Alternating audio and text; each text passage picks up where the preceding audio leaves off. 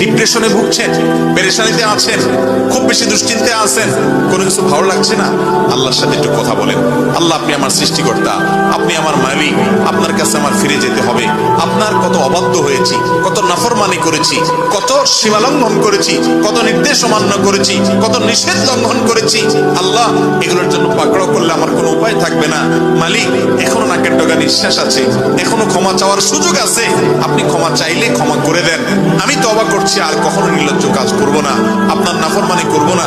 আপনি আমার অমুক পাপটা মাফ করে দেন, তমুক পাপটা মাফ করে দেন, আমাকে পাপ থেকে বাঁচায় রাখেন। আল্লাহ, আপনি আমাকে হেফাজত করেন। আপনি হেফাজত না করলে আমি নিজে নিজে বাঁচতে পারবো না। মালিক, আপনি রহম করেন। আল্লাহর সাথে একটু কথা বলেন। আল্লাহর কসম, সালহাতুস সঙ্গে বুদি দিল খারাস, আজমুদে এক জামানা খাকে বাস। পাথর হয়ে বহুদিন ছিলেন ভাই, একটু আল্লাহর সাথে কথা বলেন, চোখের পানি ফেলেন, দোয়া করেন। বিশেষ করে ভোর রাতের দোয়া, ভোর রাতের দোয়া, এটা গুলি মিস হলে মিস পাই না।